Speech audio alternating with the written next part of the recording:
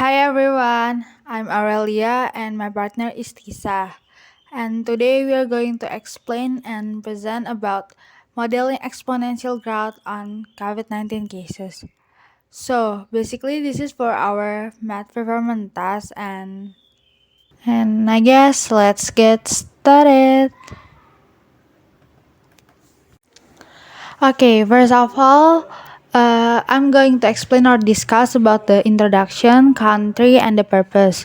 So for the introduction, basically, I'm gonna explain about the definition of exponential growth and the country, like which country are we gonna use as an example, and the purpose, like why are we doing this project. And of course, we're gonna start with the introduction. And before we really begin the presentation, may I ask, do you know what exponential growth is? Okay, if you don't know, let me explain.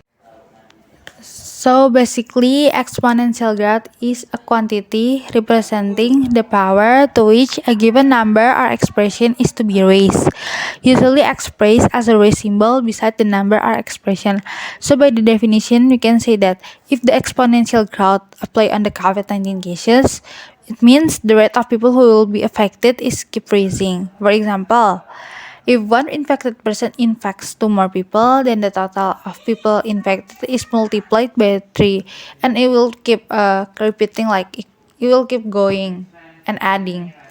So of course not good, and by this I can say that the purpose of or aim of us showing this graph is to show or to let people know that many people have already affected due to the virus, and it could be raising as I mentioned before. And so by that we want to emphasize people to always follow the protocol, like practicing social distancing and wearing a mask in public.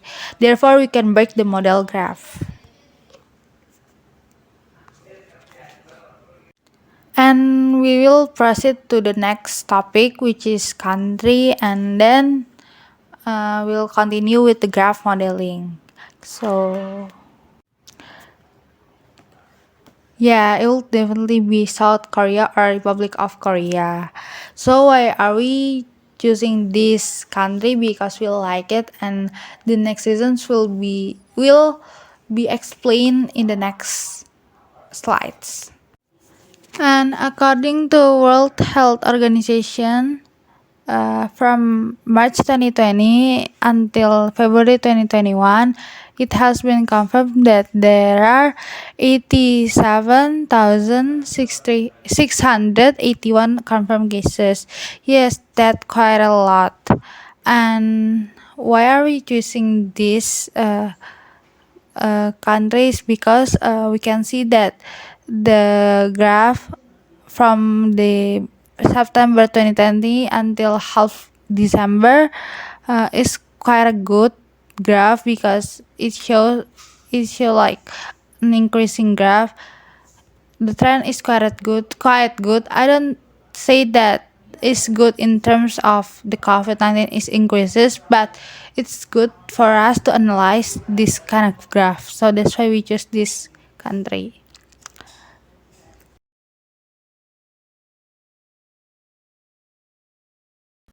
This is how we count the data. We took the month from October to December per week. For example, we sum up the total confirmed cases from October 1 to October 7 for week 1, and then October 8 to October 14 for week 2, and so on.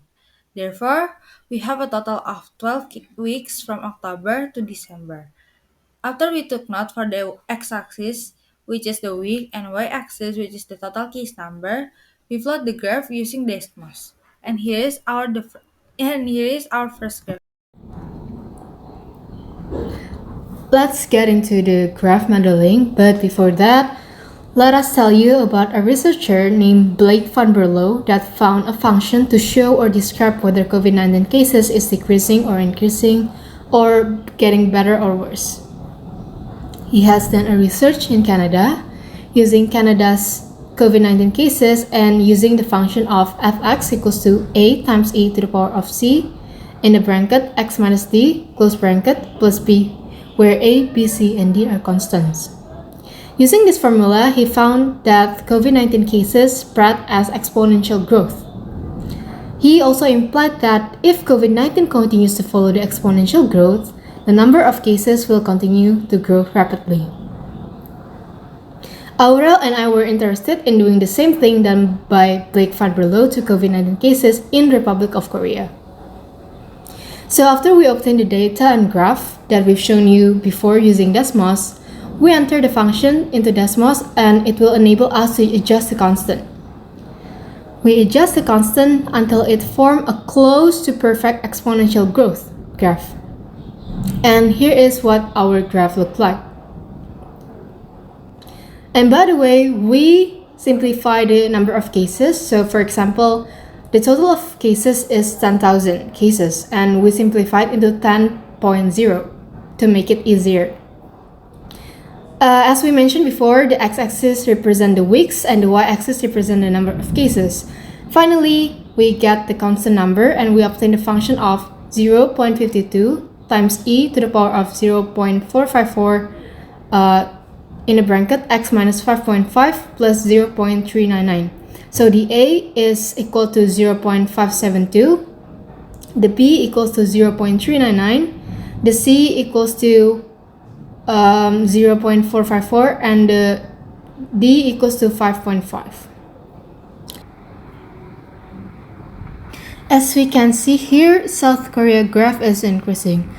How this can happen, and because as we know that Korea handled this pandemic really well. So let's flashback to the first case of COVID-19 in South Korea, which was emerged on February 19, 2020 with 15 cases. Thereafter, daily confirmed cases rose and reached a peak of 909 on February 29. After this peak, the number of cases dropped rapidly until it hovered below 200 per day by March 12. Korea's daily cases since then declined to nearly zero, although there's a slight rise on May due to the country reopening. Based on our world in data.com, Korea turned public facilities and retreat into a temporary isolation ward to prevent transmission within household and also to care for COVID-19 patients. Health professionals monitored patients using smartphone and also the patients update to the health professional using the same application. The rest of the citizens did a self-lockdown until the government announced reopening of the country. Korea also did contact tracing early in the outbreak in 3 steps. So the first, they scale up their network of contact tracers. The second one, they give various types of data to this worker, the contact tracers. And the third one, they use public communication to empower the citizen to assist the health system. By doing this, Korea successfully declined the number of COVID-19 cases. However, during the reopening of the country, the cases spiked again after about a week. It is easier to spread the virus when people are doing activity, like usual. Therefore, the number of cases spiked again after reopening. So the government decided to close the facility, such as the school. The cases also rose again weeks before the New Year, specifically during December. Looking at Korea culturally and legally, South Korea is one of the most countries which is more tolerant to personal data sharing. Its success has been heavily dependent on its ability to rapidly scale up technology solutions. On the other side, countries with less technology and where people don't own smartphones are not as tolerant as Korean citizens to share data, and thus they may face difficulties. So in conclusion, South Korea has handled COVID-19 pretty well, but in our opinion, they can improve better, and we believe that they can flatten the curve because South Korea has access to many high technologies, and they also have a very disciplined citizen. We also can learn a lot from South Korea to handle the pandemic. So this is the end of our presentation. Thank you for watching and listening. See you next time. Bye bye.